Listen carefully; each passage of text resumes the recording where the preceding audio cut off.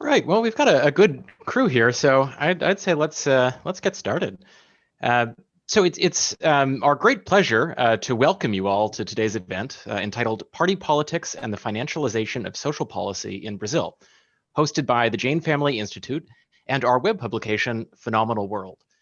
My name is Paul Katz. I'm Vice President of Special Projects at JFI, and we are an applied research organization in the social sciences based in New York City. For the past 2 years, we've had the honor to collaborate with the Brazilian Basic Income Network and researchers at the Federal Fluminense University to conduct a mixed method study of one of the most exciting social initiatives in the world, a massive 42,000 person basic income program currently underway in the city of Maricá, about an hour outside of Rio. This work has brought us into collaboration with an amazing network of Brazilian scholars and activists. And today, we are thrilled to be welcoming three of the most eminent among them to join us in a far-reaching conversation about politics and policy in Brazil. I just want to say quickly, before I stop talking and pass word to those who have much more interesting things to say, that if you're drawn to the topics under discussion today, you may want to check out another JFI series, our Social Wealth Seminar, which is an ongoing forum for scholars, advocates, and officials to discuss ways that public assets and resources can serve the cause of social justice in the United States and across the world. If you're interested, you can find more information and join our mailing list on our website, janefamilyinstitute.org. And with that, it is now my pleasure to pass the word to Jack Gross, editor of Phenomenal World, who will introduce today's event and our brilliant panelists. Thank you, Paul. Yes, so as Paul said, my name is Jack and I edit phenomenalworld.org, which is a publication of JFI. And we're very excited to be here with you all today. Thank you for being here. As Paul said, the title of today's panel is Party Politics and the Financialization of Social Policy in Brazil. And I'm very excited and honored to be able to introduce the panel and the panelists today. But we do have to begin with a note of regret, which is that Hosanna Pinaro Machado was at the last minute unable to join us today. So we wish her all the best, and hopefully there will be more occasions for us to talk together in the future. But we are very incredibly lucky to have with us today Lena Lavinas, Andre Singer, and Barbara Weinstein. The title of the panel indicates, of course, a quite broad range of topics, and I expect that we will have the pleasure of listening to a very rich and wide-ranging discussion from these three scholars. As Paul mentioned, part of the impulse to put this event together was JFI's work in Brazil, and in particular thinking about the distinct political economic contexts that have driven the proliferation of conditional cash transfer programs throughout Latin America, on the one hand, and the boom in the so-called UBI discourse in the global north. But there are, of course, further questions that are of great interest to anyone who has been paying attention to the turbulent recent decades in Brazil, questions which have enormous resonances for thinking about politics in general, internationally, I think. In particular, Lena Lavinas's work has focused on the correlated growth of targeted social protection programs and the expansion of consumer credit markets, a global phenomenon that has taken particular shape and political salience in the Brazilian context.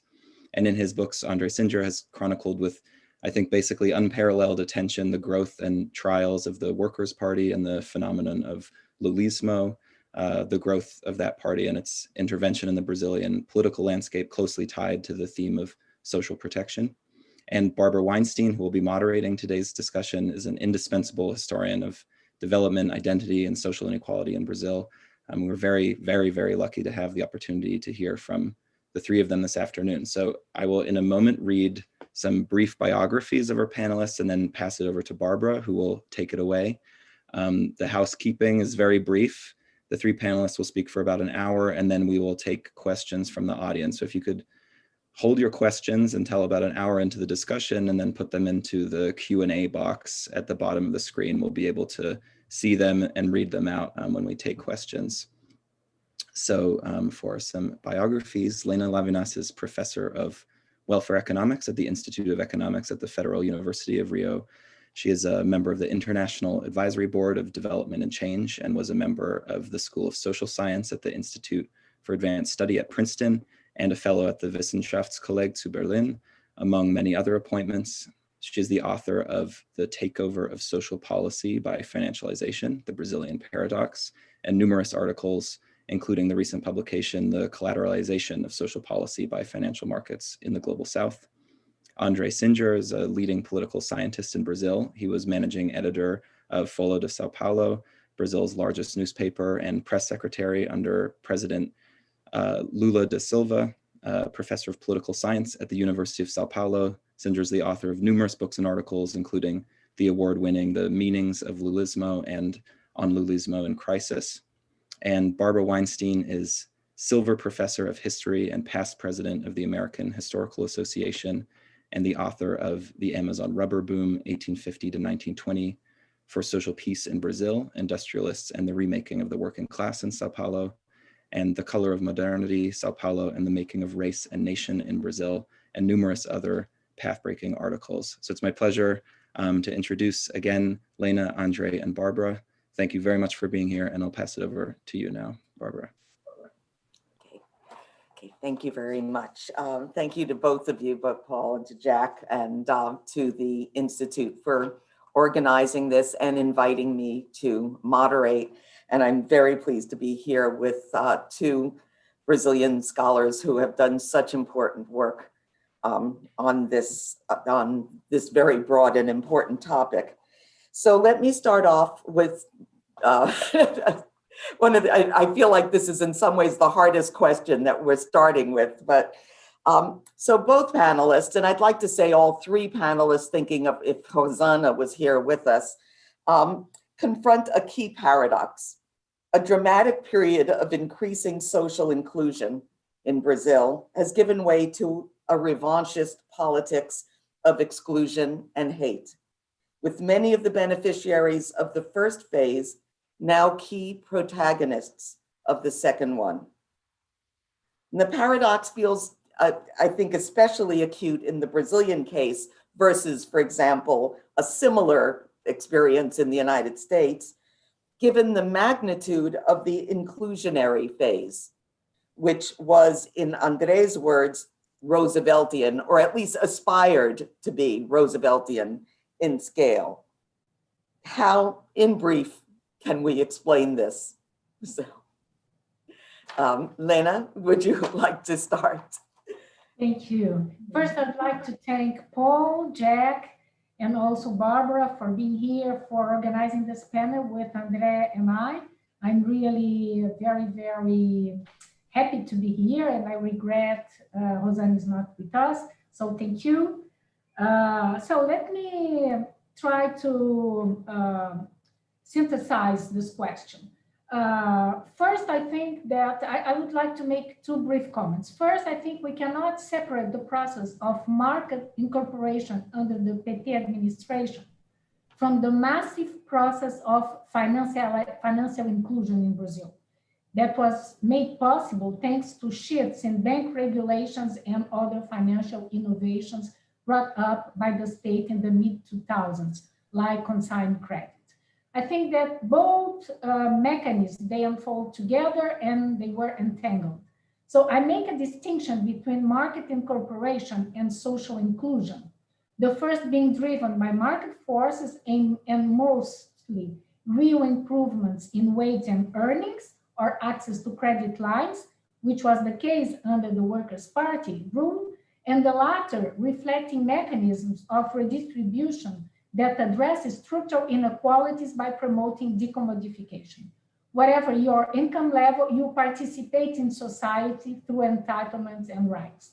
So I think that the novelty, and I remember Furtado saying that one of the big problems of Brazilian economy was this discontinued demand, because of course people entered the labor market, then they left. We have this huge social heterogeneity with a huge supply in terms of labor force. And this was always a big problem in order to kind of stabilize demand in Brazil. But the novelty since the 2000s is that demand has been stabilized not through only participation in the labor market, but also by participating in financial markets. So I think this is the novelty that we have to take into consideration, that Brazilians remain deeply integrated into the consumption market through mounting debt. I would say that it's almost impossible today to be radically excluded from consumption markets, from markets in general, because there are different types of social benefits, including the emergence cash benefit program that has been implemented during the COVID outbreak, that have guaranteed that even the most socially vulnerable today would not move backwards into subsistence. So I think this is very important. And just to give you a figure, a recent survey, national survey from late November on the level of household indebtedness in Brazil, 66% of all Brazilian households are indebted, and 1/3 has defaulted. So that is central in maintaining social reproduction and what is called social inclusion, what I call social market incorporation. So my second point, very briefly, is I would like to discuss André's view that Brazil, under the PT rule, tried to implement a Rooseveltian model, which was, of course, linked to a mechanism for this regime of accumulation that were never able to introduce in Brazil. I think that Brazilian social protection system that has been introduced in 1988 enjoys a much larger and comprehensive scheme, much larger than what has been achieved under Roosevelt, because under Roosevelt, it was limited to pay-as-you-go schemes, pension system, and also an unemployment insurance. Welfare benefits and restrict access to Medicare and Medicaid just were implemented in the US in the mid-60s. Conversely, in Brazil, our social security system that was implemented since the '88 Constitution, it grants universal and free access to healthcare systems, along with compensatory benefits instituted as rights, like the continuous cash benefit. So I think that the Brazilian, and it's a paradox, but the Brazilian social security system has been shaped well beyond the principles that have, oriented the implementation of the Rooseveltian era in the United States.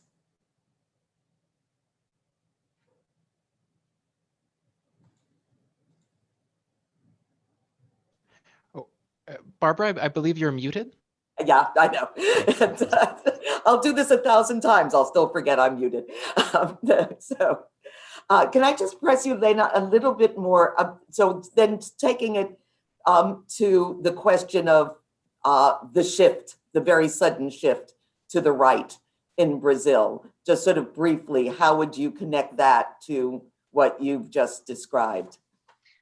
I think that the left and the progressives in Brazil, they lost the narrative about Brazil, because what the far right and the right, what they succeeded doing was convincing, persuading people that Brazil was broken. And the idea that corruption had destroyed Brazil. Corruption has always been widespread in Brazil. Brazil had a lot of other resources to continue developing. But of course, after a period of, development that it was not extreme development, we didn't have really very great economic growth rates, but it was a period of market incorporation, people were buying durable goods, people went to universities, so wages went up, inequality went down. But all of a sudden, because you see the regime of accumulation was already shifting towards more financialization, and I think that you see what happened is that we went through low growth, other problems, political problems, and then we lost. I think that the left lost the hegemony of the narrative on what was going on in Brazil. So we had this drama because we had at the same time a decrease in terms of development and economic growth rates. And at the same time, this idea that Brazil was completely under the grip of corruption, and this is why everything went bad. And so I think that the big problem is less, you see, that people understood what happened, but the fact that we lost the hegemony on the narrative of what was going on in Brazil. And unfortunately, we have to rebuild it again. Thank you. So, Andre, the same rather major question. Same simple question. Okay. I would like to thank the Institute and the Phenomenal World for the invitation to be here. It's an honor to greet Lena Lavina as my friend, and to say that it's an honor to know today, to meet Barbara Weinstein, and to send my hopes that Rosana gets well, the sooner the better. The question is very difficult and very important, Barbara, and it's a complex question. It's a difficult question to answer. So I'll try to be brief, but if I extend myself, please let me know. Because my friend Lena has added a point to which I was not planning to talk, but I have to. That's a very old conversation, so she knows what I'm going to say, and I should knew what she was going to say, but I didn't expect it. So the question of Rooseveltianism. I didn't say exactly that we were in a complete Rooseveltian process. We weren't. I thought I talked about a Rooseveltian dream, and I'm sure that there was a Rooseveltian dream in Brazil. That is a dream that you could reach a welfare state or something like this without big conflict among capital and work, between capital and work. That was the dream. It's a kind of, what I was trying to say is that Lulismo was a way, was a via to reach something in an American way, not in an European way, as it was expected in the beginning of the party. So that was my point. But I have to say that I think different than Lena in what respects to what was reached, with what I call feeble reformism. There was a very huge and important increase of the minimum wage, almost 100% in real value. There was an important increase, very important increase in employment, very, very important. We had something like 12% of unemployment, and this cycle ends in 2014. No, 2016, I don't consider 2015 and 16 as part of the cycle of what I could call Rooseveltian dream. But I will not talk about that now because it stands too much, my answer. But we went from 12%, more or less, to 4% of unemployment. That's very important. So we have to add a double minimum wage, jobs, and third, a question that touches directly in Lena Lavina thesis, which I like very much, the financialization thesis. It was the credit that was given to a large part of the population that works, the employed population. It doesn't have a name in English. It's probably a Brazilian invention, crédito consignado. Or maybe Lena knows the translation of that. I don't know. It was a credit that you could get from the bank with low interests if you proved that you were employed, because you were paying by your salary. The payments, the monthly payments came out of your salary directly. That changed the situation. It was not a revolution. It was not a welfare state, but it was the beginning of a welfare state, if we can say something like that. And it was huge. It was huge because Lulismo went on for 12 years. It's a lot of time. So they could do some important things. Well, now I really want to give my answer. I did some notes here for this question. I think that we have three dimensions to try to explain why there was this, how it is said in the question, how this revanchist politics of exclusion and hate after this inclusion process. I think the dimensions are political and at the same time economic, and maybe we could talk about some kind of psychological mobilization that remembers aspects of fascism.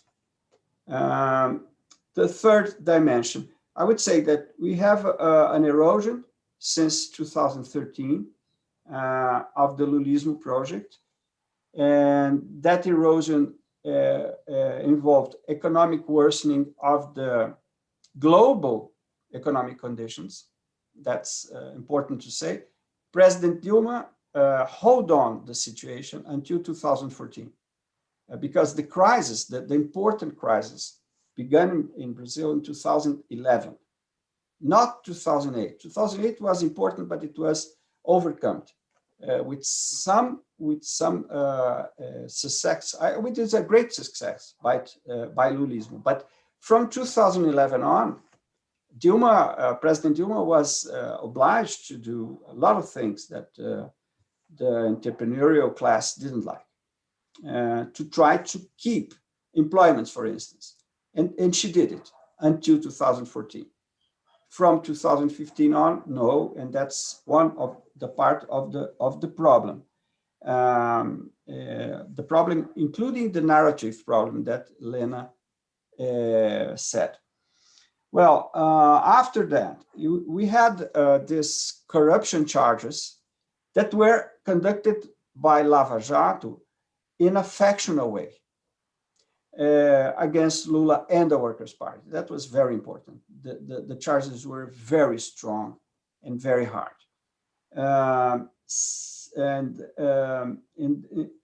Still in this first dimension, from 2015 on, we have a process of wide middle class mobilization against Lulismo.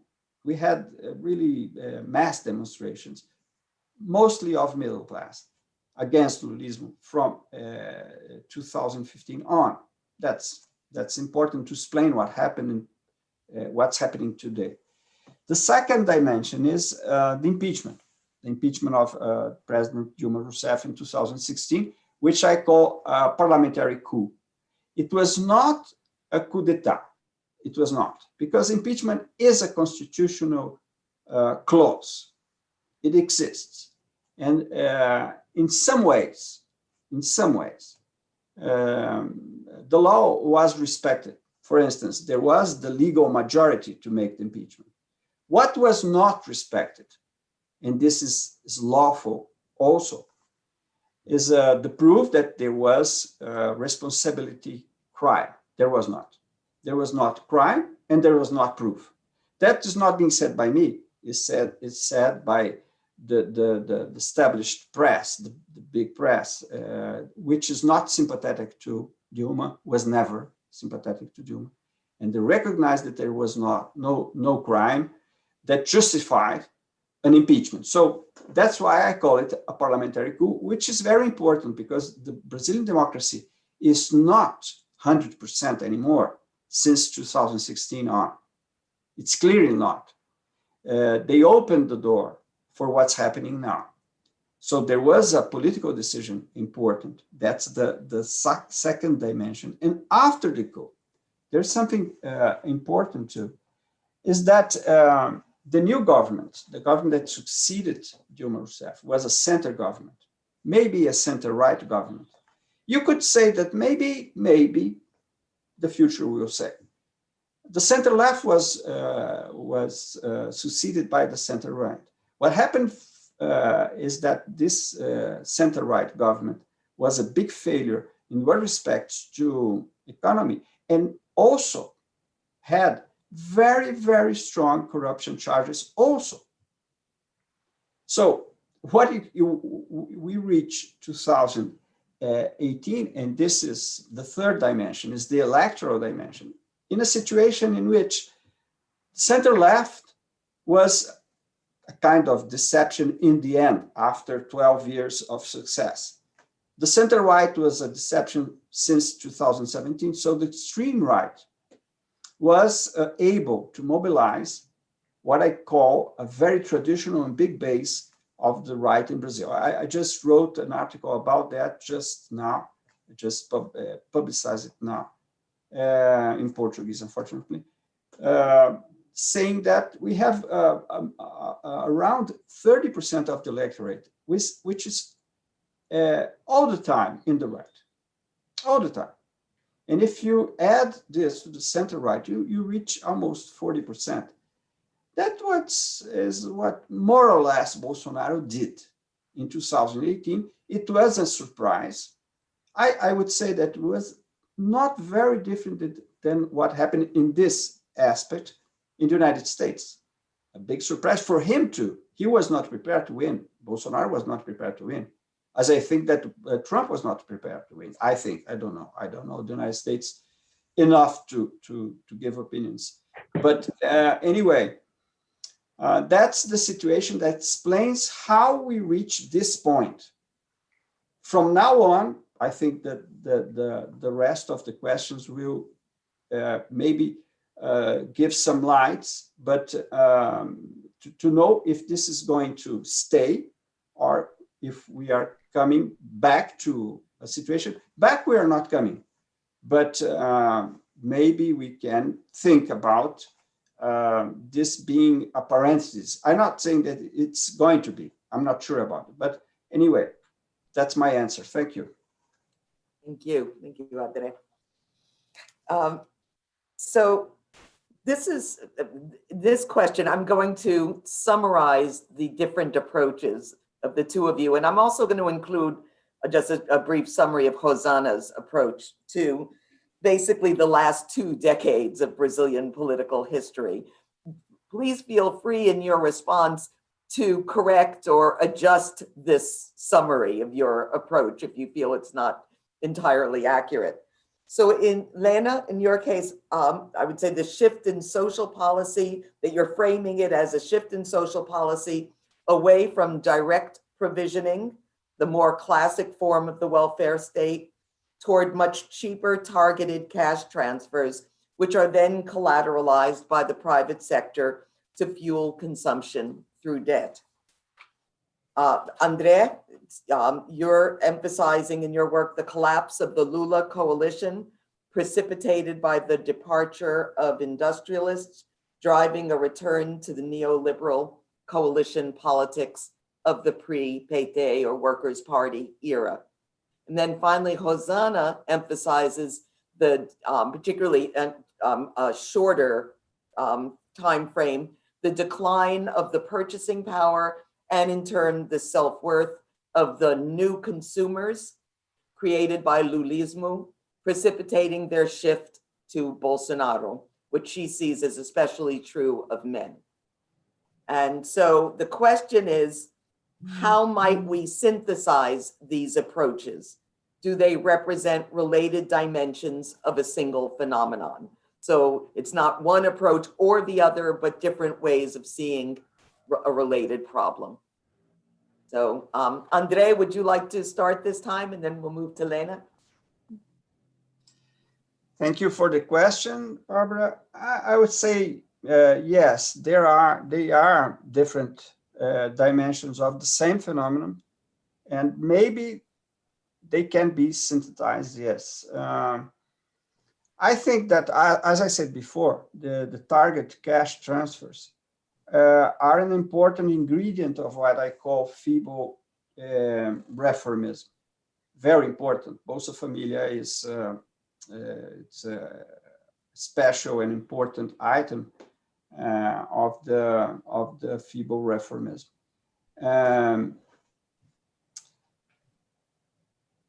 In the end, the last, I don't want to say now what I reserve to say to the last question, but I would say just a little bit. I agree with Lena that probably cash transfers are not the most progressive way to do to fight poverty, but maybe it was the possible way. Possible, why? Because of correlation of forces. So I won't do a spoiler. Maybe we can discuss in the end. But anyway, I think that this is an important dimension, and it's very important what Lena raises to discuss this. The second thing is the shift of the new consumers to Bolsonaro that Rosana talks about. I think it happened. It happened, but it happened because in the middle of the road, you have this huge economic crisis in the world and in Brazil. In the world since 2011. Obviously, it begins in 2008, but we had a kind of W crisis. It went on, then down, then up again. And when it came up again, the crisis in 2011, we were hit very hard. But as I said before, it was a kind of delay, a very costly delay, a very political costly delay, because there were 3 years in which the situation was kept like it was before. But the international situation had changed. And the Brazilian situation changed radically from 2015 on. I think that maybe something that Lena said in the beginning gives an image. Maybe it's good to complete. We are seeing nowadays from 2015 on a reversal of all the inclusion that was made. The poverty is increasing in Brazil again, and in a very important form. Some conquests of the period, the previous period, are maintained, but not all of them. Not all of them. And the unemployment is as higher as it was before the Lulismo, or bigger. And in worse situations, in the worst conditions of work. So the situation here in Brazil is very worrying in the social point of view. So what I want to say is, there was a shift of the consumer towards Bolsonaro, maybe yes, but in the middle there was the crisis. It was not a shift because the person was made a consumer and then she was transforming herself in a Bolsonarista. In the middle, there was this big crisis with the characteristics that I tried to point out previously. And in the case of my interpretation, I would say that the business class, the bourgeoisie, really wanted this kind of recession from 2012 on. It's strange to say that because they are businessmen. Why do they want a situation in which they will lose? But they want it.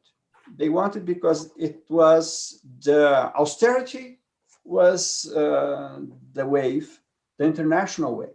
And Brazil is very, very sensitive to those things, including because probably Lena would say better than I, because she's an economist, that value of the workforce had to be lowered. So maybe that was the reason, or one of the reasons. But anyway, I would say that this three dimensions can be, yes, integrated in a unique analysis. Let me just say before we move to Lena that the apparent contradiction of the business sector wanting a recession doesn't seem as much of a contradiction if you think even about the situation of the COVID pandemic in the United States. I'm not saying the business sector wanted a pandemic, but the stock market has reached all-time highs during a period when the US economy is in the worst shape it has been since the Great Depression. So that kind of almost opposite relationship is not exclusive to Brazil by any means. Very well said, Barbara. Thank you very much. It's good for us to know American vision of this problem. Thank you. Yeah. So Lena, the same question. Barbara. So this is the, let's say, the crucial issue, the crux of the problem is the financial sector, because the financial sector does not reproduce itself through the real economy, but through financial markets, through interest-bearing capital, to fictitious capital. And this is what is going on now, not only in the United States, but you see in 2020, during the beginning of the COVID outbreak, there was this foreign capital flight from the Brazilian stock market, but it went back again since November. And of course, also the Brazilian B3s has also reached highs that have never been reached before. And Brazil is now leading the number of IPOs worldwide. You see, in Brazil, even WOX and companies that work with WOXing, you see, women, they are going public in the stock markets, because you see, there is this kind of this fever that is taking place because interest rates are very, very low. They tend to zero everywhere in the world. So treasury bonds are not providing the same returns they did in the past. And of course, because of deindustrialization in Western economies, because there was this delocalization towards Asia, the only alternative we have now is financial markets, and especially now because, of course, the state cannot provide the same high returns with treasury bonds. The financial capital is moving towards stock markets, but it's true here, it's true in Europe, it's true everywhere in the United States. So unbelievable. Just to give you some figures, more than $760 billion have been invested in asset management companies in 2020. They have reached $8 trillion in net value. It's something impressive. We've never seen this before. So how come during a pandemic, a deadly pandemic, with, you see, this sluggish economy, how come this is happening? And this is happening. People are making more and more money. So I think that it's really impressive what is going on. And this just brings more, let's say, elements to my analysis about the financialization of the economy. So I would like to come back to 2 points raised in Andrea's first answer, which is, I fully agree with him that the minimum wage was fundamental in really providing a new development effort in Brazil, something really new, because this was really what reduced poverty in Brazil and reduced inequality in the labor market. So it was absolutely important. But what happened is that the wage share vis-a-vis GDP just moved from 38% of GDP to 43%. So it was not a huge increase. And why did this happen? Because 85% of all no formal jobs were below 2 minimum wages. And why did it happen? Because the Workers' Party was unable to really reverse this very bad trend of premature deindustrialization of the Brazilian economy. And I think, as we know, higher wages are in the industrial sector, where you have innovation, etc. So we created low-wage jobs in the retail sector and in the service sector. So this is something that is important to keep in mind. And with this process of financial inclusion, people could have access to new credit lines, and they started not taking credit just to buy durable goods like cars and things like this, but they started getting indebted because they need to pay for their own social reproduction. So people were getting indebted to pay for the supermarket with their credit card. They had to roll over that. And the most important cause of indebtedness in Brazil is that vis-a-vis supermarkets. So people are paying interests to eat.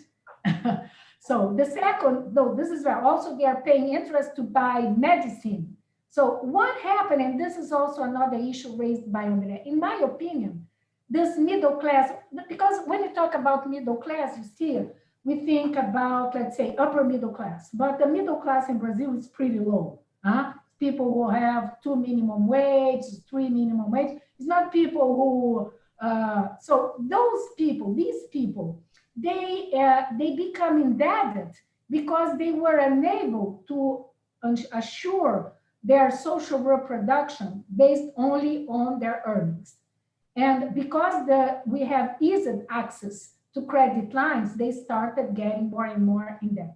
Just to give you another figure, according to the Brazilian Central Bank, in 2005, only 70% of all household disposable income was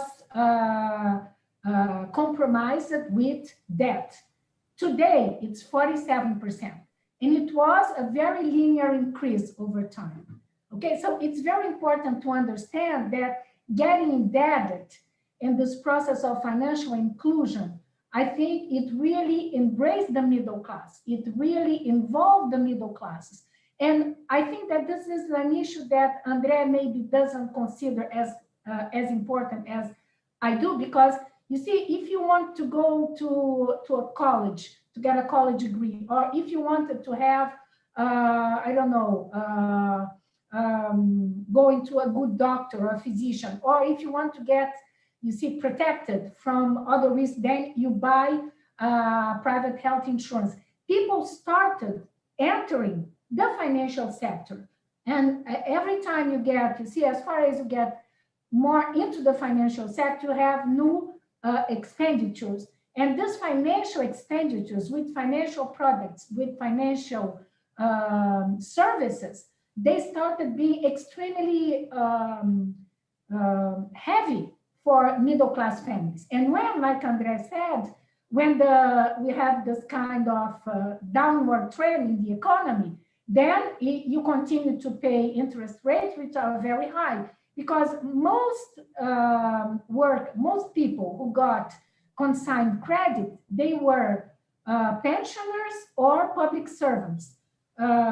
Let's say regular workers, they were less than 7% of those who took consigned credit with lower interest rates. These workers in general, they paid very high interest rates. So you see, people were completely got into this cycle of chronic debt. And I think that this is something that in 2014-15 with the crisis, I think this is something that, in my opinion, aggravated this reaction against the Workers' Party with the idea that, you see, we had to go through pension reform because the Brazilian pension system was broken because of corruption, etc. You see, this narrative that everything was due to corruption was completely wrong, and people could not understand that the fact that they were going indebted, and more than indebted, defaulted. 2 years ago, 65 million Brazilians were defaulted. Okay, so this is huge. it's around 60% of all the Brazilian adult labor force. So it's something that has changed people's minds. So if I have more 3 minutes to go into your question, or if not, I can. No, go ahead. Go ahead. Okay.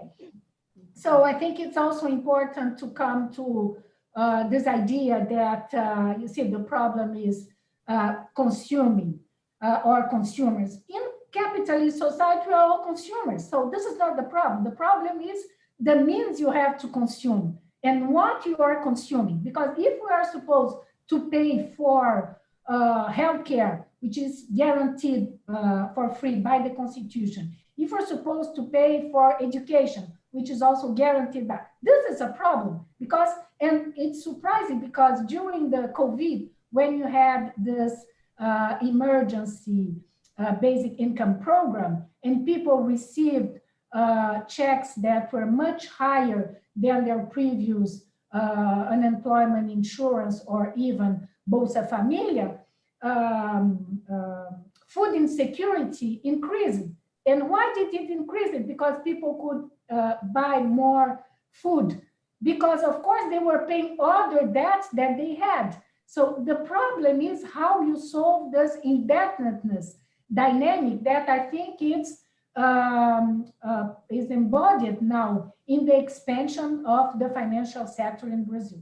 But unlike André Singer, I would argue that the alliance with the industrialists in Brazil has collapsed a long time ago due to the precocious financialization of the Brazilian economy. Let me explain it briefly. We have been witnessing a permanent process of premature deindustrialization, as I said, that no government since 1985, when redemocratization started off, was able to address, despite the centrality of the developmentalist framework in Brazilian politics. In this respect, I fully agree with Professor Bresser Pereira that the end of the developmentalist policies dates back to the mid-80s. From 1930 to 79, investment rate as a share of GDP went up in Brazil, going from 9% to 23%. But it stopped. The strategy led to a peak of investments in Brazil in the 1980s, but this development model was discontinued after the external debt crisis followed by the wake of neoliberalism, which introduced a new macroeconomic regime. In short, it curtailed private and public investment and as a consequence, growth. Unfortunately, not even after stabilization in 1994 did investments recover, except for a short period between 2002 and 2004. Since then, gross fixed capital formation has dropped substantially and now nears 10% of GDP. But why did this happen? Because since the mid-70s, Brazil has been through a process of precocious financialization. Because of very high inflation, institutional mechanisms to compensate for past inflation were set in the banking system, allowing the monetary correction of price and salaries. So this was the creation of indexed money, and it attracted and benefited elites and non-financial firms that started making profits from inflationary gains. Later, with stabilization, a new model of financialization loomed, this time based on sky-high interest real rates to justify the adoption of inflation targeting. So again, you see, financialization was Selic-driven, and the elites and non-financial enterprises, they started making a lot of money, making high returns, just investing in the financial sector instead of in the real economy. So I think that the macroeconomic context that hasn't been reversed by the Workers' Party favor rentism. And this is what made it difficult to really have a strong alliance with industrialists in Brazil, because industrialists in Brazil will make profits in the financial sector and not in productive investment. Thank you, Lena. So, maybe before we go to the next question, I just want to go back to André, see if André, if there is something you would like to add to this. But before that, I would like to read something you wrote, André, which is, you said, in one of the articles that there were links to, Roosevelt's New Deal, quote, emerged in the capitalist center during a period of dominant Keynesianism. Applied to, still quoting you, applied to Brazilian material in times of globalization and neoliberalism, it tore Lulismo apart, driving society to who knows what distant shore, which was very prescient, very foresightful, far from the egalitarian aspirations that the Rooseveltian dream had crystallized. So anyhow, so it seems somewhat similar to many overlaps with what Lena is saying, even if from a different Thank you very much direction. for the quotation.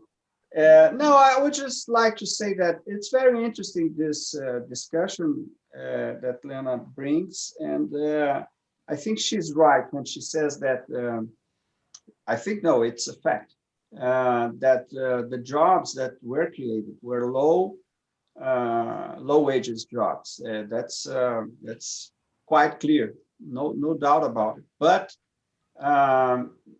anyway, I think that,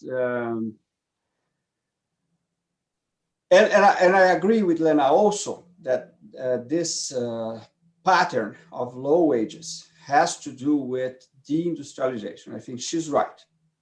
What I think it's 2 points I think that I would like to say to keep in the screen is that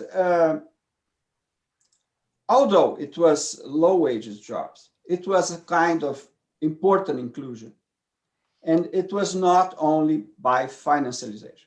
It was not only by that. That was one of the things, but not the only. And I'm not sure that it was the most important in what respects to the inclusion.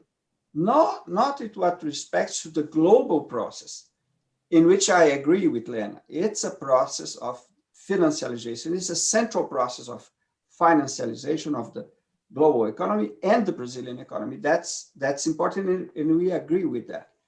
But the first point is that exactly that that inclusion had consequences, which are not only a process of debt. That there are other things that very important other things that happened too. One of those things was that because there was this inclusion, the wages of the middle class, as says Lena, in her way to think, because I think that she is right in that.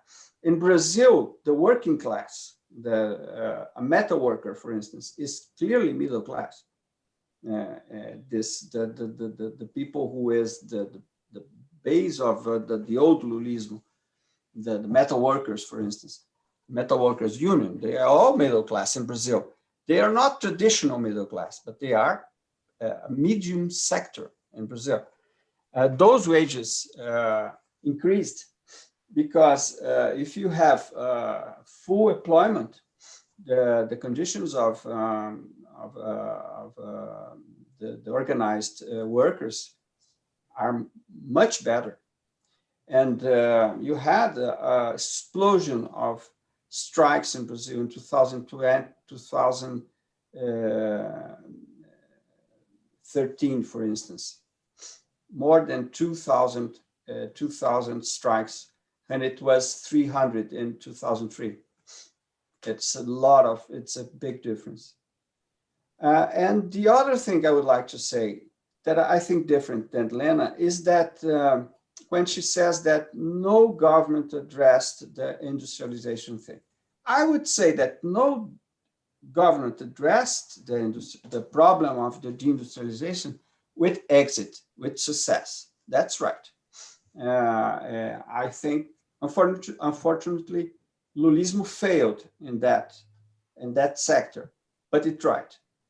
And specifically, President Dilma.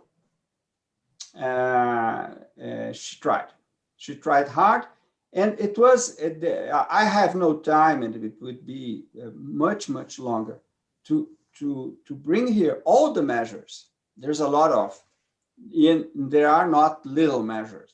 They were important measures. She made a very huge fight against the financial sector in 2012, 2013, 2011, to bring down the interest rates. Now they are very, very low, but they were not in 2011, not at all. So, and she had a complete industrializing mind, industrializing mind, I beg your pardon. And Lula also.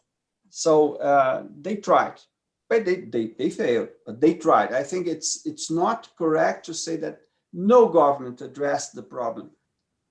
Because it's not a value problem, it's an analytical problem. Because if we lose this, we will lose an important part. So the alliance with the industrial sector had a material basis. I think that the problem is that when it comes to a situation like it was in '64, the bourgeoisie unite themselves against industry, against everything. So it's not a problem of the government; it's a problem of the bourgeoisie. We have to look at that. Thank you. So I'm going to move now to the next question, which is described as the $1 million question. But I think these days $1 million is not so much anymore. So maybe the $50 million question. So the question is, how can this be reversed? How, what is the path out of this situation that Brazil is in at the moment? And there are two approaches there are others, of course, but two approaches that have been discussed of late. One is finding a Brazilian Biden who would bring basically the moderating power of the Centrão, the ideologically thin traditional parties of the political center, like the PSDB, or building a broad front of the left. Yet the panelists' research suggests reasons to call both into question. So what is to be done? Lena? André first. Go ahead. It's his topic. Yeah. You want André to go first? Okay, André.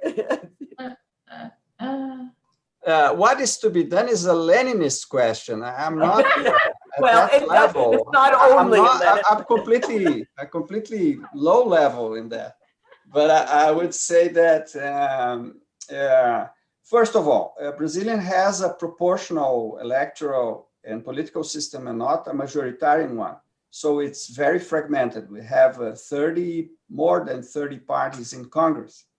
So the figure of Biden is completely out of question because in the United States, you have only two competitive parties. So one of those are going to win and the candidate of one of those parties that comes from the primaries is going to be the president. In Brazil, it's not like that. So I would say regarding at our system, the first problem is that we don't have until now an electoral leftist front. This is a big flaw because we are talking about that since 2015. It's obvious it's needed. It's completely needed. We have a democratic problem in Brazil. We have an authoritarian regime, government. So it's incredible that we don't have a leftist front. So can you imagine talking about a wide range front? It's a dream. So what I think is going to happen, just to answer the question in a realistic form, that I can do, not in a Leninist form, that it's not in my level. I would say that probably what is going to happen is the second term, I beg your pardon, the second term of the election is going to decide. All the candidates are going to present themselves. All the parties are going to present themselves per se.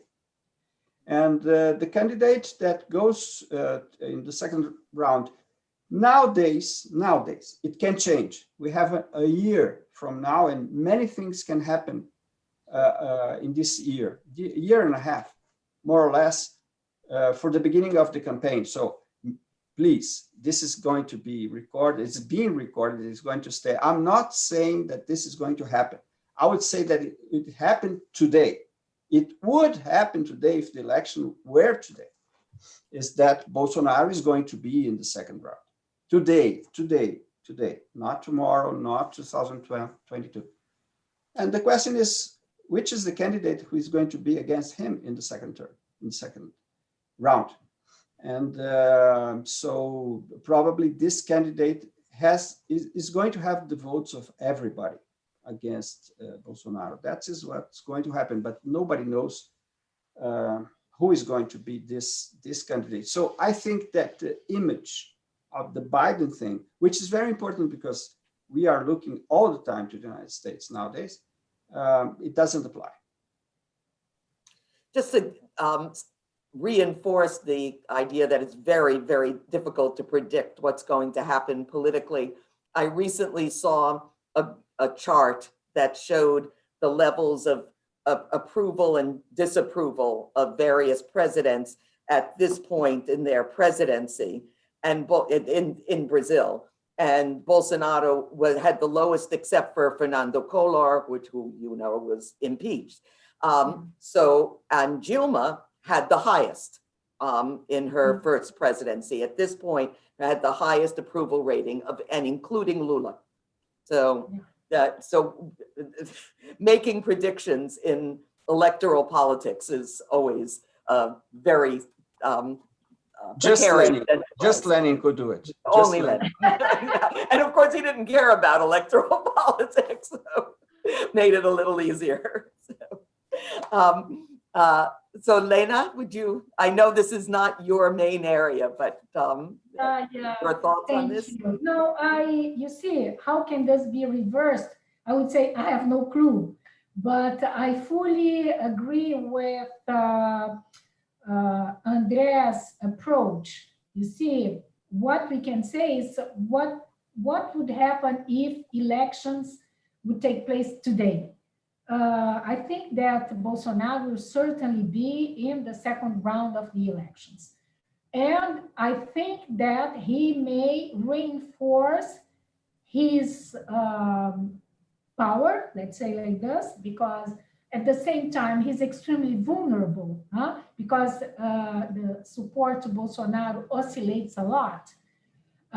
Because, of course, I think that very soon, he will reintroduce an emergent basic income program in order to respond to emergent needs of the population. Because, of course, we still have, you see, this COVID outbreak going on.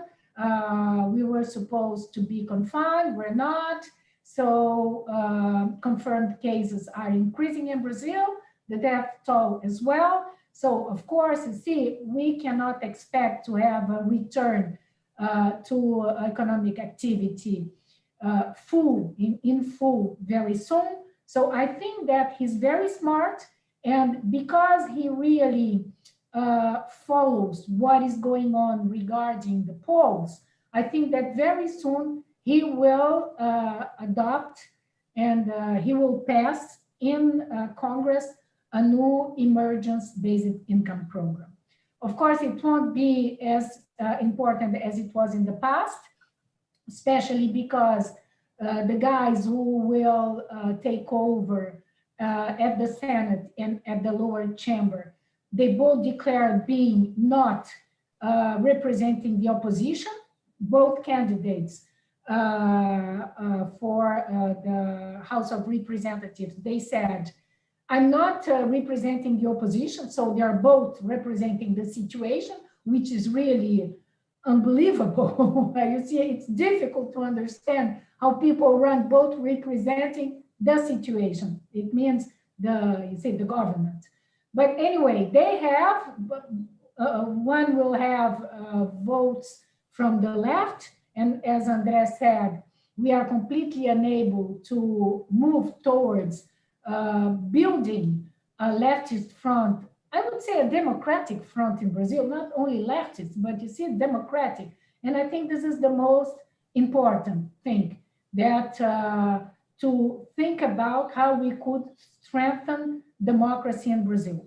So I think that to reverse this situation, it would be also important to refound the republic, because I think that what we need now in Brazil is also a secular republic, because we don't have it.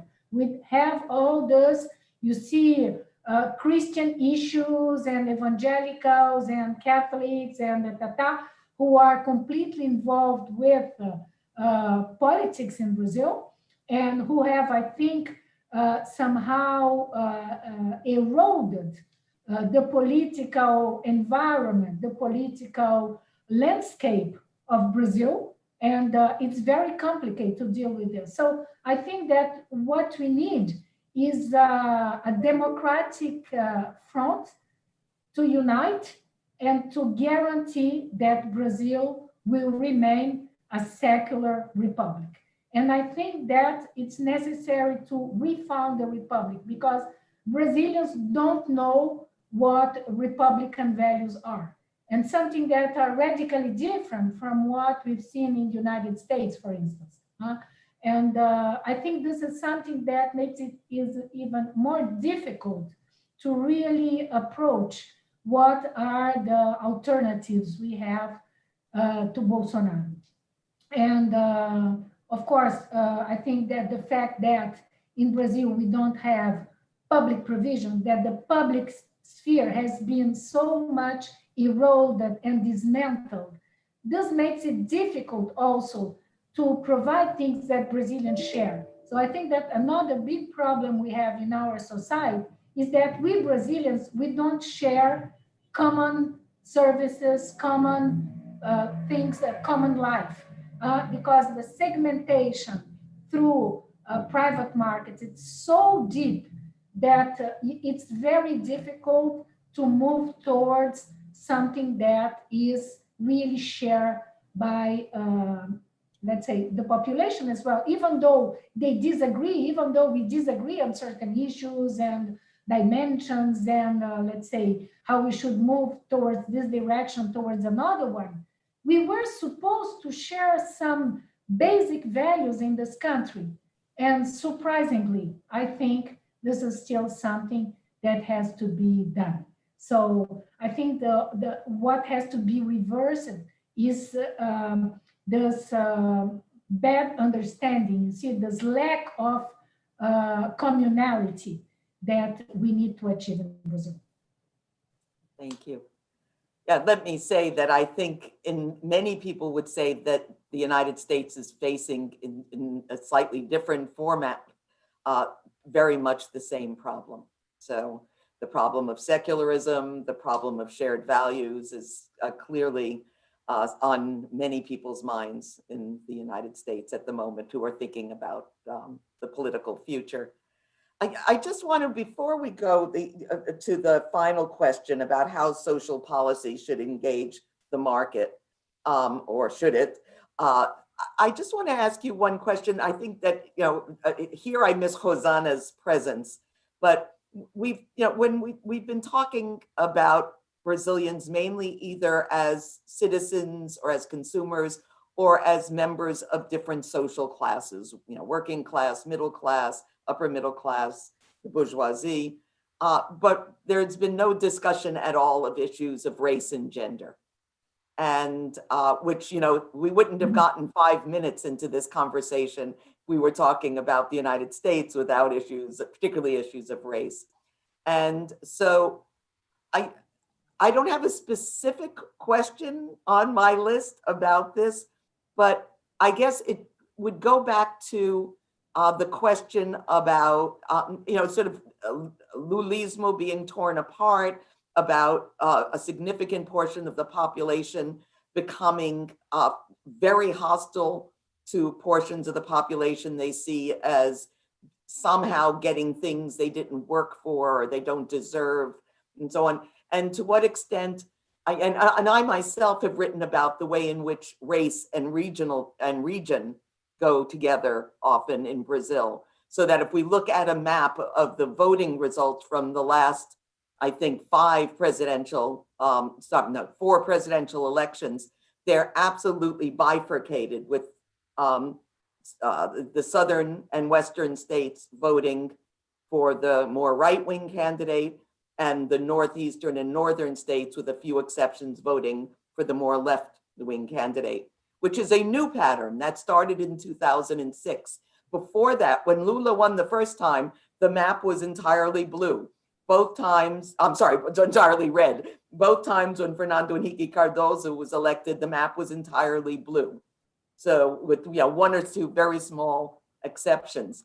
And so I think one of the things, you don't have an electoral college, so it's not as severe in its consequences as it is for voting in the United States, but it still shows a kind of regional division that I think also has a racial aspect to it.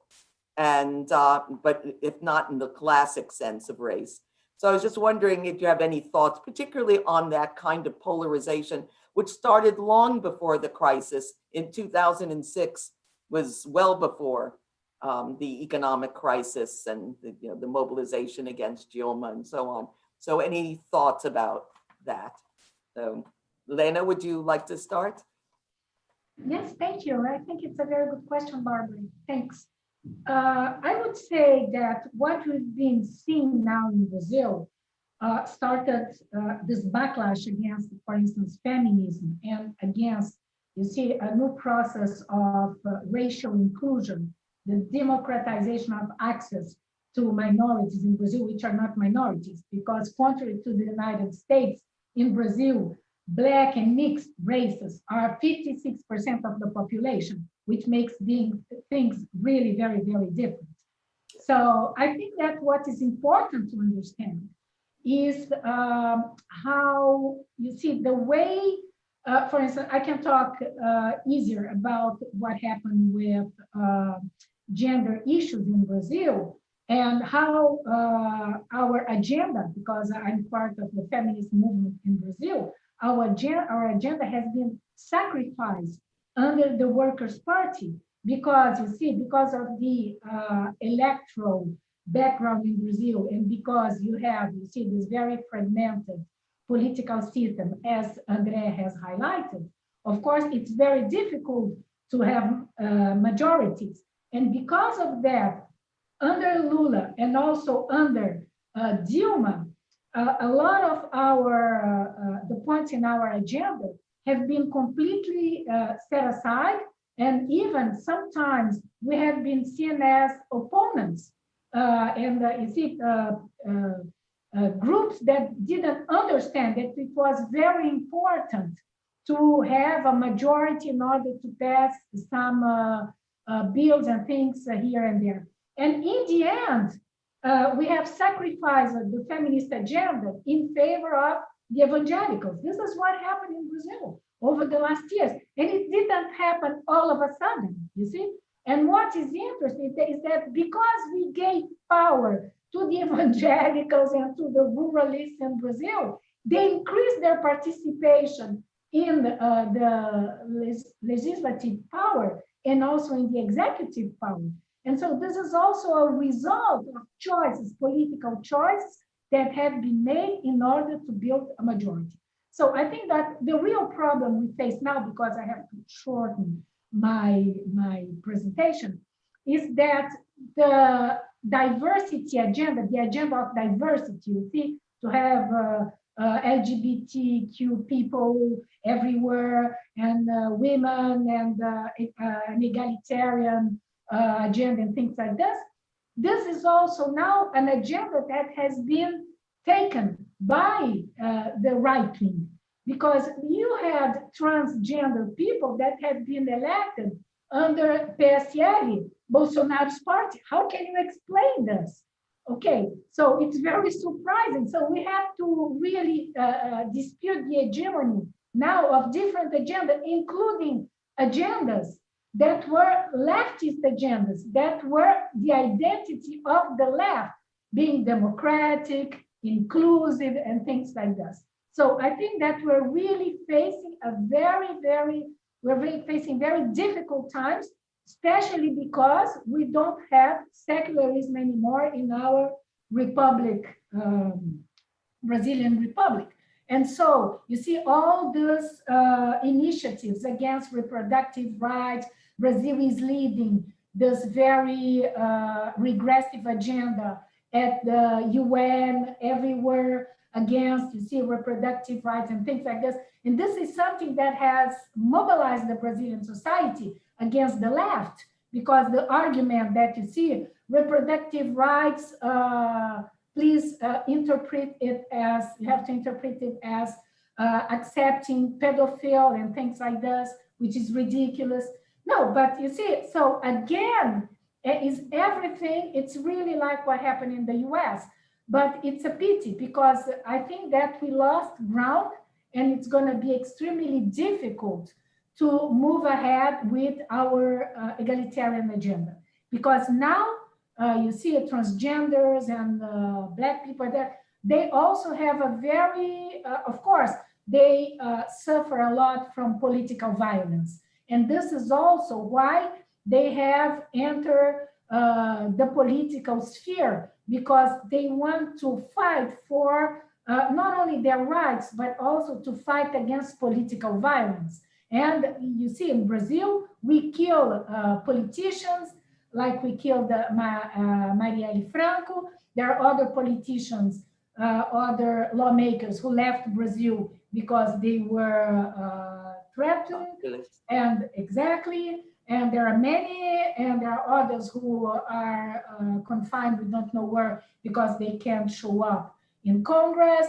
So, and also you see other people. So the big problem now is how we're gonna recover, you see, get back our own agenda, because even our agenda has been eroded by the hegemony of the far right on those identitarian issues.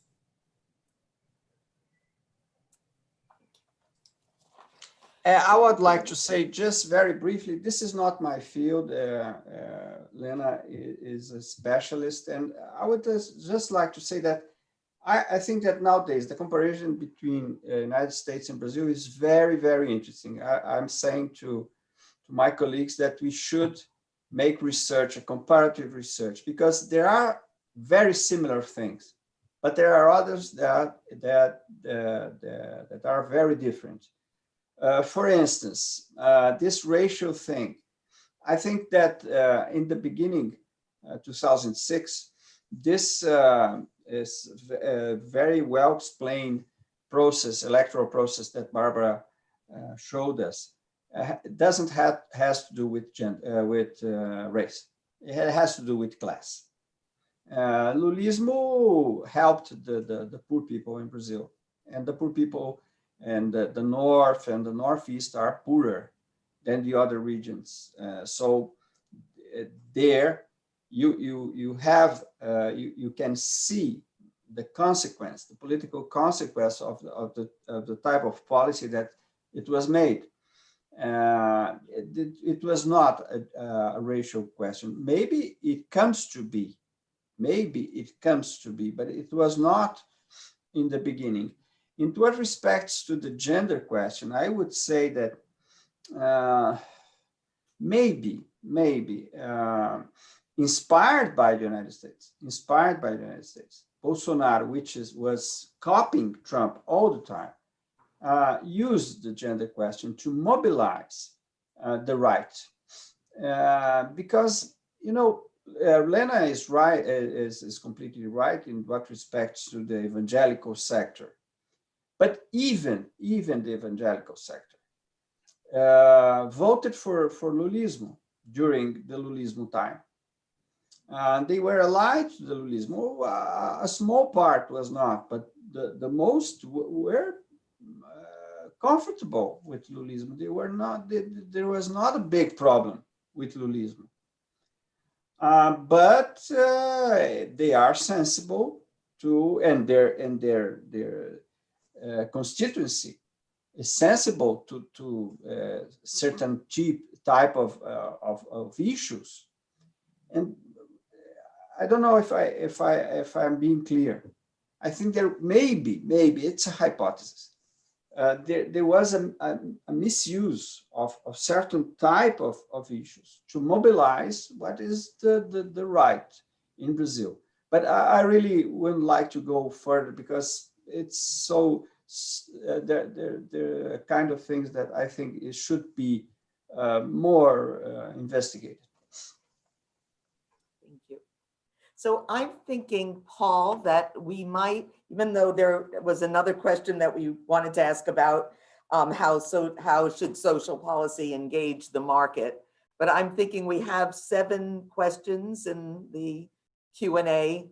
And so I'm thinking that perhaps we should now maybe take some questions, and if we have time at the end, come back to that. Does that, Lena, Andre, is that okay? All right. So Paul?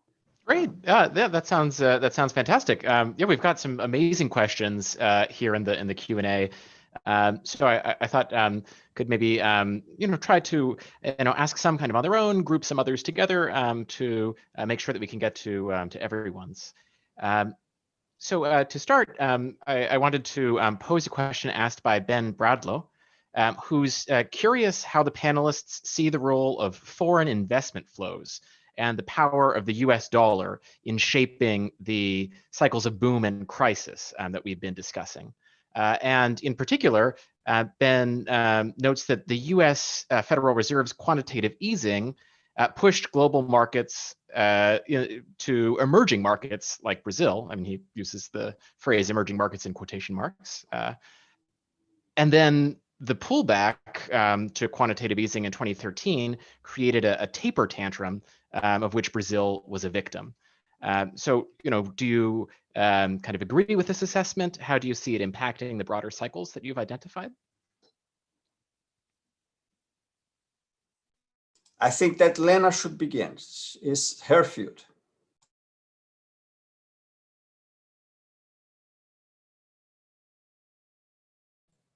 So I think this is, hi Ben, this is a very good question. Of course, for investment flows, and we are just witnessing this now, what is going on now in the world, because after you see the trillions of dollars that have been guaranteed by the Federal Reserve, 1.8 trillion euros by the European Central Bank, approved in December 2020. And all the rest, in Germany also, who have approved in her own budget trillions of euros to resist this economic calamity. So what we've been seeing is a huge arrival of foreign investment flows. First, they were in the advanced economies, because of course there was this process of valuation, share valuation that went up, and now that they have reached kind of a top, they're moving towards South Korea, Brazil, China, and other developing countries. So this is exactly what is going on. And again, I think that we have no resources to resist this process, which is puts us in this subordinate financialization process yet again, but this time driven by the stock markets. So I think that, you see, the dollar, we have this problem of the hierarchy of currencies. So we are we have peripheral currency. So we can't decide about what is going on, but of course, we are very much exposed to dynamics that are decided outside. So our dependence to this global financial markets is increasing. And this is what we have been witnessing now in Brazil. you see the stock markets are booming, impressive. And with a lot of IPOs, everybody's rushing to go public in Brazil, even very small companies and non-financial companies. They are not interested in investing in the real economy, in productive investment. Everybody's rushing to financial markets. So I think that this somehow put in this jeopardizes the future of a true sustainable recovery in Brazil. So first, I think we don't have a real plan for this because, unfortunately, in my opinion, we still have in, let's say, the leftist mindset is still very much oriented towards notions of developmentalism. And I think that we need to broke with everything and try to figure out, try to reshape a new economic, social, environmental framework in order to find a way out of this big crisis in Brazil. And for this, of course, we need leadership, political leadership that we don't have. But we are really in a shortage of ideas and leadership that puts Brazil in a very subordinate position within the financial markets.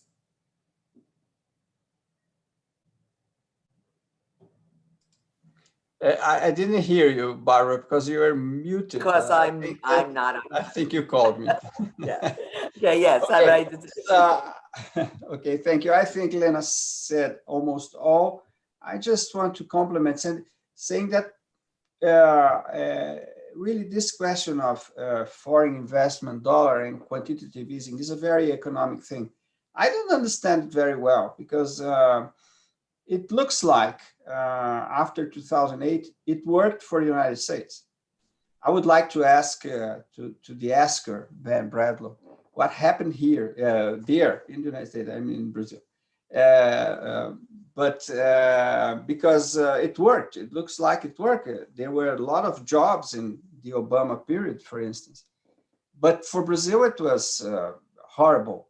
I don't know exactly why, because at the same time that we have this quantitative easing around the world, Europe and countries like Brazil were talking all the time about the necessity of austerity. It's a kind of crazy thing for a country like Brazil, in which we have we had an image in Brazil that the country was half built. We have the other half to build. Probably now we have 80% to build and rebuild, as Lena says. So austerity is a crazy idea in Brazil, but anyway, it was done. So it was not so crazy. I really want to show my lack of comprehension. Just that. Thank you. Well, rather than putting my own lack of comprehension on display, I'll just say, Ben, if you would like, feel free to share any thoughts in the questions, and I can click it as answered, and then everyone will be able to see. So, not to put you on the spot, but should you wish, the chat, the Q&A box is there for your use. So, returning to the Q&A, we have quite a few questions that focus on the shift of many voters from Lula to Bolsonaro. And I thought perhaps I could pose three of them, and then each of the panelists, including Barbara, could offer their thoughts to any or all of them. So first, we have a question from Raphael, who asks why so many in the lower middle class were willing to quit Lulismo and quickly embark on Bolsonarismo after their gains under Lula. And of course, this is a dynamic that it's really a shame we don't have Hosanna here to help us unpack. The question that Raphael asks is, did they see Bolsonaro as a Lula-like figure on the right? And then relatedly, we have a question from one of our close collaborators, Fabio Waltenbergi, who's a co-PI on the Marika Basic Income evaluation. And he asks whether the panelists see signs that Bolsonaro may be a wave or a fever that happened in particular unique circumstances and will soon give way to a more conventional political competition between the center left and the center right. And then finally, we have a related question from a friend of JFI, Mark Schwartz, who introduces the question of gender to the discussion and asks if perhaps the core of the gender divide around support for Bolsonaro may have been caused in part by the loss of male industrial employment and the shift to female or feminized low-wage service sector employment. And relatedly, might the capitalization of social transfers have contributed to this? Because in principle, those transfers were not or could not be fully controlled by male heads of household. So there we have quite a few dimensions of this shift from Lula to Bolsonaro, and would be wonderful to get all of the panelists' thoughts. Perhaps actually, if I may, could we begin with Barbara? Oh, okay, well, I suppose we could. I'm sorry, the first, I was very focused on the gender question, but the question before about the shift from Lula to Bolsonaro, or Lulismo, including Dilma under the umbrella of Lulismo. So, I think, again, as you say, having Rosana here would be, her ethnographic work has really directly addressed this, where she has interviewed people who have specifically, and particularly men, usually very lower middle class men who I would call working class, but who are self-identifying as lower middle class. And I think one of her arguments is that even though they clearly, to the extent that they experienced any social mobility in the previous decade, clearly owe that to policies of the Workers' Party, of the PT and Lulismo. But at the same time, she emphasizes the fact that there are a whole range of services and other direct provisions that were not made available, that they did not, they're still living in precarious housing in many cases. They still don't have adequate health care. They don't have adequate policing. They neither have policing that keeps them safe, nor are they safe from the police. And so, in effect, what she would argue is that they have simultaneously experienced an improvement, or at least until recently, in their social standing, and certainly increased their aspirations, at the same time that they still face a series of very precarious conditions.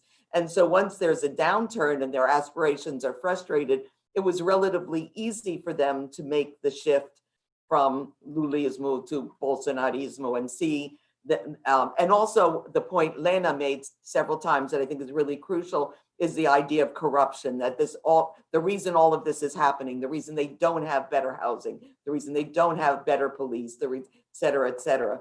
And in the case of the police, it may actually be because of corruption, but the reasons for this are kind of just a blanket argument that it's corruption. And so somebody who comes along who can present himself as a non-conventional politician is attractive to the people that she's studied. So that's sort of my answer to that. And I'll open it up to Lena and to Andre.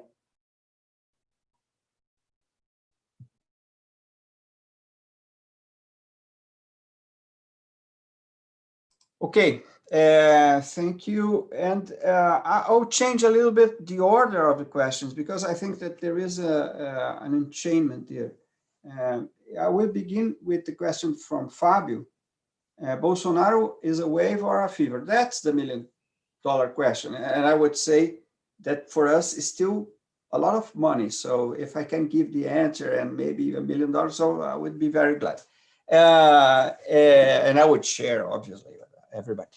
But I think that question is important because I think we should separate what happened in 2018 and what's happening now. 2018 was a kind of earthquake, an electoral earthquake. Nobody expected that. And now we're trying to explain, it's difficult, what happened in 2018. But we have also other things happening because we have 2 years of government. And Bolsonaro disappointed a lot of people. And for instance, that's why I began with that question, because it takes me to the third question, is about the male industrial jobs. Very, very important, very interesting question. Why? Because in the election, it was very clear that the support for Bolsonaro came from men and not from women. But now it changed a little bit. It still has more support from men, but now he has support from women too. And he lost, for instance, support in the middle class, which is the third question. It was the first, but I want to treat it as third. If low middle class people saw Bolsonaro as Lula, maybe in some cases, yes, it's difficult to answer because it's not clear, but I think that mostly not. I think that the low middle class has a tendency to the right. It's a clear tendency to the right in the whole world, and in Brazil too. They maybe the person who asked, Rafael, said that the low middle class was doing well during Lulismo, more or less. They were doing well because the economy went more or less well in some years. It was not this, somebody said the other day that it was a boom. There was not a boom. There was a growth that it didn't happen the decades before, that there were tragic decades, it was lost decades. So in comparison, it was good, but it was not a boom. Anyway, I would say that for the low middle class, look, I'll give a concrete example. In some cases, it's better. In Brazil, domestic work is very spread out in the whole middle class, including the low middle class. The domestic work got expensiver during Lulismo because there were full employment, there was the cash transfers, and the people didn't want to work for low wages. And so there was a shortage of domestic work. And I think that affected, for instance, the low middle class. So I'm not sure. I think that, this is a material thing, which is more clear. Why the low middle class went to Bolsonarism. The problem is why some popular sectors in the big cities voted for Bolsonaro, and if they are going to stay with Bolsonaro. But this is, as I said before, this is the $1 million question now. This is the problem of what's happening now and what's going to happen in 2022. If I could just say before Lena, I just wanted to say quickly that I think what's very important also to keep in mind is that these class identities aren't stable, they're changing. And so I think many of the people that I'm referring to and that Rosana talked about in her work would have at the beginning of the period we're talking about probably still have thought of themselves as working class, but have shifted their sons and daughters have shifted their identity. So I think that's also very important to keep in mind, that it's not a stable social class scenario. But anyhow, Lena. Thank you, Barbara. So the point I'd like to raise is that the shift from Lulismo to Bolsonaro was radical, but not only, because if we look at the electoral results, 37 million people, they just refused to vote, either for the Workers' Party, for Fernando Haddad, or for Bolsonaro. So there was people, they really refused. They said, no, I'm not voting for anybody because I don't trust the political system. And I think this is something that is really specific to what is going on in Latin America after you see the commodity boom, with expectations that have not been fulfilled, and then a return to very difficult situations, and also with a crackdown on social movements, as we have seen in Chile, in Argentina, etc. And of course, that kept people on the streets. People took to the streets, like in Chile, and they finally achieved, under a right-wing government, to approve a referendum to have a new constitution. And this new constitution will be drafted by whom? By people in general, and not by elected representatives. This is a revolution. So, but why is this happening? Because people don't trust politicians. And this, I think, is what happened also. This shift in the 2018 election was also a result of a long process of depoliticization in Brazil. Because when the democratization process started in 85, things were different. Even 79, you see, we were building an alternative. We were moving towards, you see, drafting a new constitution. The participation in the drafting of this new constitution during the Constituent Assembly was just fantastic, especially for feminists and for other minority groups. It was just spectacular. We did so much. We changed so much Brazil. We introduced this social security system with lots of rights for minorities, for the poor. First time the poor were really entitled rights in Brazil. This is a revolution. So, and after that, what happened is, you see, things started changing under Fernando Henrique because, of course, because we had this new social state, we were supposed to spend much more, and it was difficult to spend because this tripod with new macroeconomic policies and austerity started under Fernando Henrique Cardoso after the stabilization.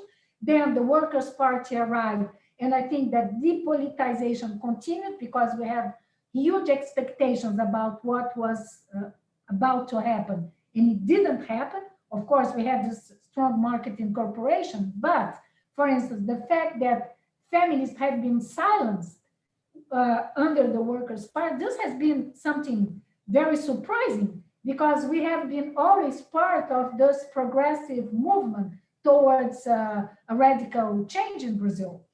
So I think that we have to understand that we've been through a process of depoliticization that led to the results, and that led that 37 million people decided not to vote for Bolsonaro or for Haddad. And if we add these votes with Haddad's votes, we have much more votes than Bolsonaro received.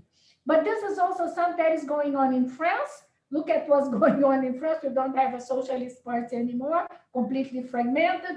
People, the turnout vote is very low everywhere.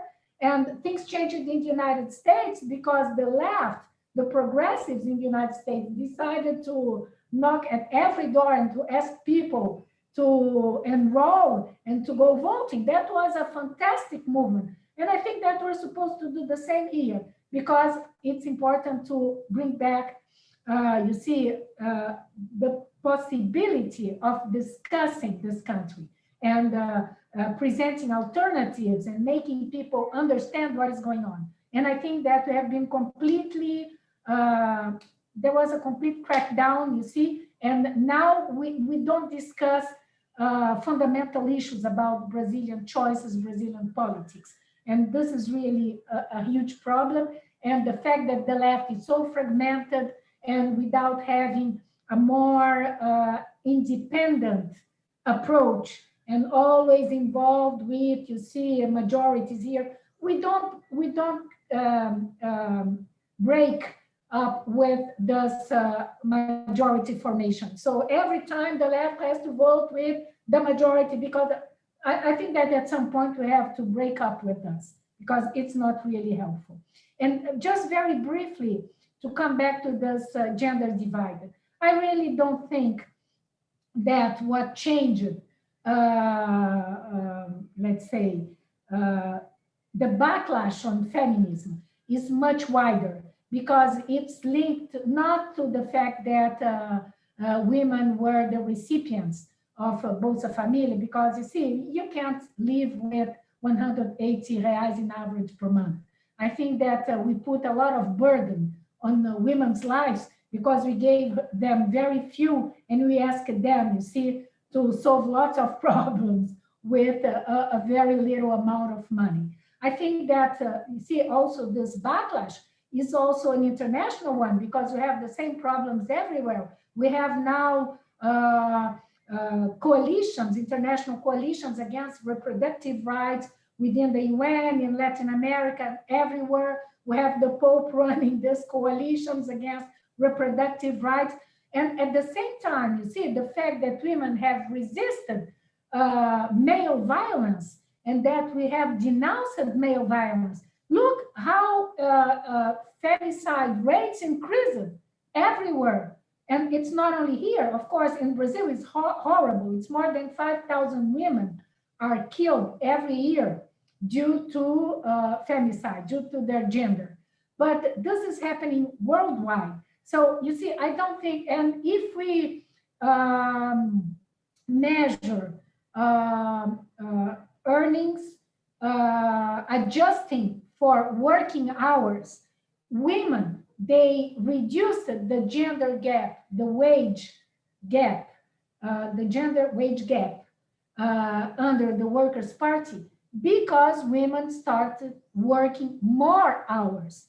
And if we adjust for working hours, there was no true reduction. It was very, very slight, the reduction in terms of, let's say, the gender gap. So the point is, the backlash against women is much wider, because it's about, you see, our autonomy and the way we put themselves in another world. And this is radical, especially towards young generations. And I think that this younger these younger feminists that are really promoting a big and a radical shift. And I'm glad to say that we lack a radicality in the world, but we still have indigenous communities and feminists that are fighting to be more radical and to really reverse, turn down this horrible world in which we live in. Thank you. Well, I have to take the opportunity that was given to me. Thanks. Oh, thank you so much. So we have a few questions left. I wonder, maybe this is ambitious, but perhaps we could do kind of a last round of questions that all touch on kind of the broader narrative and inflection points in kind of electoral politics writ large, and then close with one quick and direct question that hopefully we can answer a little more quickly. So for this last round, we have several questions which touch on kind of the idea of kind of a master political narrative. So let's see. Ricardo Lopez asks, you know, has the political left essentially lost control of the political narrative, in part through its inability to speak immediately to the needs of kind of ordinary working people? And if so, how is it possible to get it back, as Lula did himself? So relatedly, we have a question from Danielle Goodman, who asks whether Black activism in Brazil and the rise of a Black Lives Matter movement there could renew a new left hegemonic narrative. How does that enter the question? And then finally, and relatedly, we have a very interesting question from Fernando Leiva, who asks a question about Brazil and Chile, which is his area of focus. He notes the left in both of those countries has shifted away from decommodified spaces, what Barbara earlier referred to as direct provisioning, to instead commodify or financialize social rights. And this project, he argues, has failed, but the left seems not to have embraced the sort of self-criticism that he believes this should imply. So is the future of the center left in these countries inevitably tied to a Frankenstein-like political project of extending the neoliberal system of domination by marrying neoliberalism with a renewed 20th century social democracy that only achieves social rights through further commodification? So these are kind of diverse questions, but I think they all kind of touch on the big picture. So perhaps we could do a quick round offering our thoughts on one or any of them. Barbara, I would ask to speak first in this round, because unfortunately I will have to leave you at 6 p.m. here, 4 p.m. in New York. I have another appointment. I'm really sorry, but I have to go. Okay. So I will have to go. can you say a few things now? Yeah. Or okay, good. Yes, just very briefly. I think that the problem is, it's not a problem only of narrative. We have material problems, and we have a very, I think, a very important programmatic problem that the third question from Fernando points out. And I would say that this question that Fernando touches is that's the real $1 million question, because this is the problem of the left in the world, not just in Brazil. How to present a feasible program that's not just neoliberal, but it's another kind of world. But not only to present a program, because program is one thing, but how to create a new majority around this program. It's really a great challenge, and I don't think that this challenge is only for Brazil. It's for Brazil, but for as long as I can see, as far as I can see, I beg your pardon, it's for the whole world. And the second question from Danielle, I would say that this is very important. We really have now an important Black movement in Brazil, and I think that it's gonna contribute a lot to renew the Brazilian left. I don't know in which terms, because it's a very present thing. It's a very recent thing, but it's very strong, and I think it's very strong and very important. So I would say I'm very hopeful in that. I would like to thank very much again for the invitation, and to greet Lena and Barbara. Thank you, Paul. Thank you, Jack. I'll stay a little more, and then I will have really to go. I'm sorry, but it was appointed a very long time ago. Thank you. So actually, maybe I can just say a few things, and then I will turn it over to Lena. First about the left narrative and ordinary working people. I think one of the challenges is precisely that it's not clear anymore what we mean when we say ordinary working people, and what particular, I mean, I think there are certain things that anybody who is not wealthy wants. And so I think, a physical security and safety, a decent place to live, etc. But I think I'm just thinking about the recent attack on the Capitol building in Washington. And I think most people would say, oh, those, most people who were on the right would say, well, they're just ordinary working people. Well, it turns out a number of them were businessmen, and they were not ordinary working people. So I think one of the challenges for us is that we're still working with certain categories that we've inherited from an earlier time. And some of them we may still want to work with, but they may have somewhat different content. And therefore, the idea that, we not only kind of lost the narrative, but we have to really rethink the narrative and what it means to be on the left at this moment, and to have a left-wing politics. And so I also think that one of the things that's very interesting for me in thinking about Brazil versus the United States is an enormous emphasis on the need for diversity, and to recognize diversity and to embrace diversity. And several times, Lena, in your writings, you talk about the fact that there's been an abandonment of creating a homogeneous society. Of course, you mean a quality of life. That is a standard of living when you say homogeneity or not.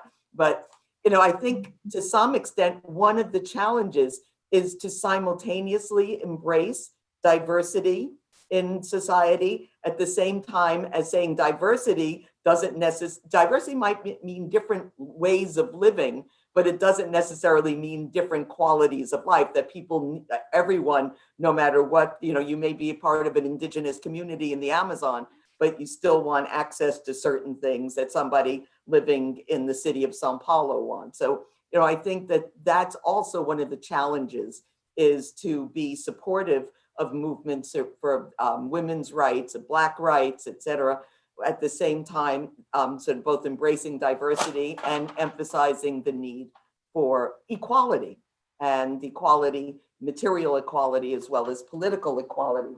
Excuse me, I just wanted to quickly read a sentence from one of Lena's publications, which she said that rights are divorcing from genuinely emancipatory trajectories to service debt and boost financial markets in the global South.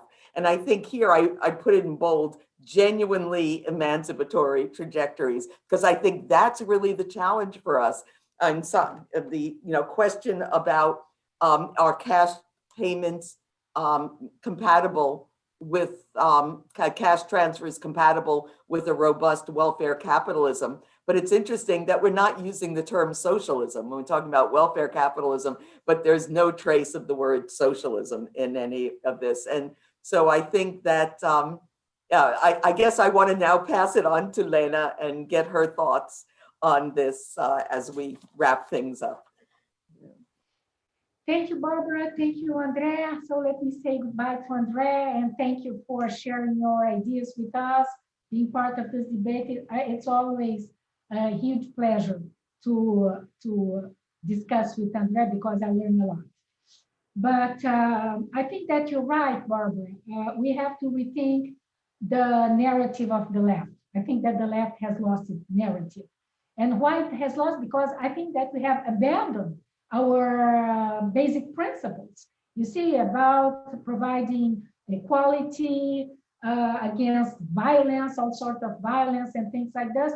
Look what happened under several left-wing governments, like under Dilma. We have adopted an anti-terrorist bill in Brazil, okay? Because social movements took to the streets. And this was also a response to a lot of international pressures because of the Olympics, and you see the World Cup and things like this. But come on, you see, we cannot accept to have, you see, this repression from the state that we have elected.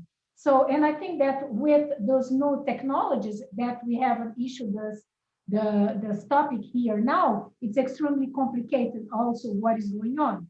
But we lost the narrative because I think that we have abandoned our fundamental principles of egalitarianism, against all sorts of violence, and in terms of really fighting against the rentism and things like this. So this is the first point. The second point is, I think that Fernando Leiva is right. And I think that we have focused on income transfers, because income transfers, and it's not by accident that from the left and from the right, everybody now is advocating for a universal basic income. Even the Financial Times, even the World Bank, everybody agrees that let's give money to everyone, you see? A small amount, then if we give everything to everybody, then people can go to the market and then they can make their choices and they will be free to make their choices. So we have abandoned on the left the idea of social property. I think that, you see, all this scholarly literature who has been dealing with the commons and how we can develop again social property. Of course, Piketty, he talks a bit about this, but his idea of social property is in big companies, in big firms, the majority of the shares should be a property of, should be a worker's property.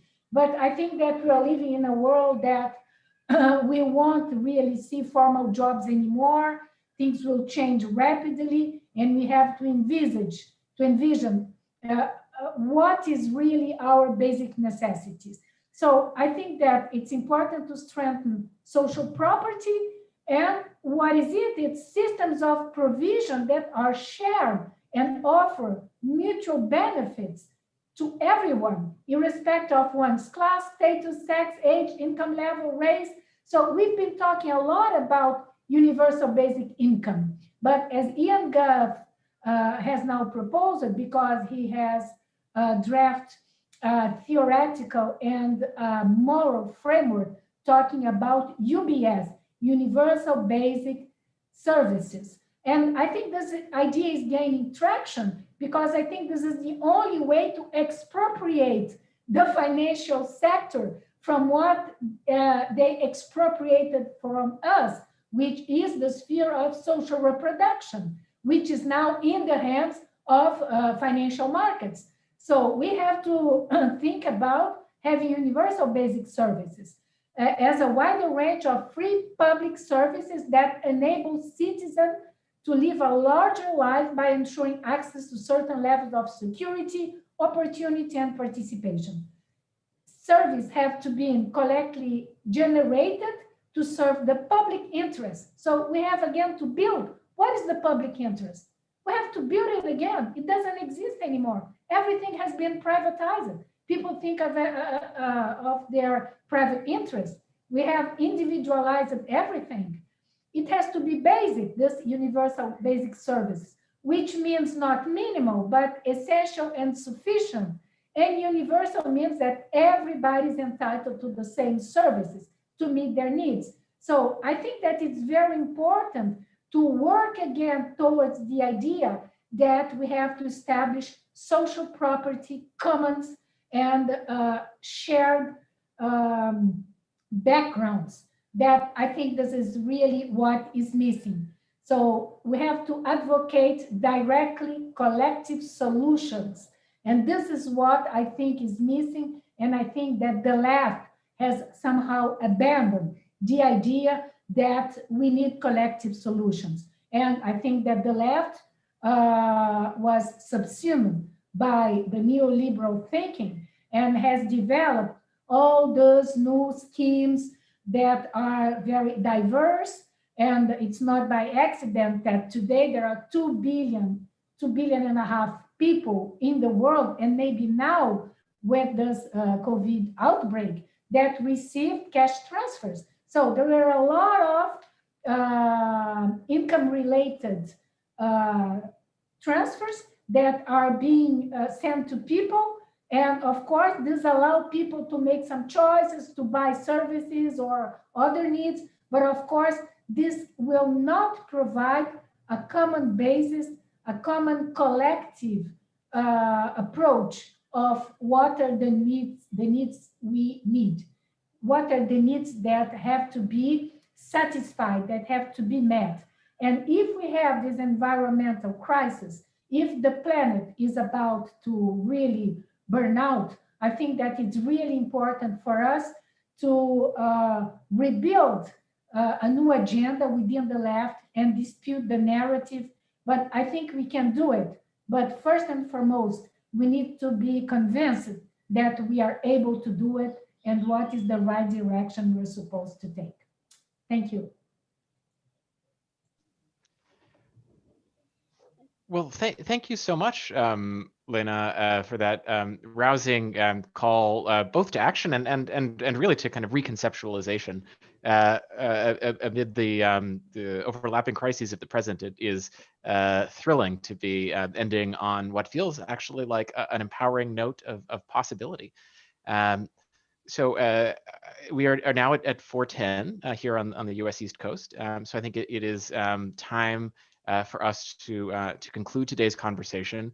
I just want to in closing, once again, thank Lena Levinas and Andrei Singer for joining us today to offer their thoughts on a wide range of political and policy questions, and to Barbara Weinstein for guiding us through this extremely broad field of inquiry and facilitating a really fantastic conversation. So thank you again for joining us, and we hope to see you at a future event. Thank you so much.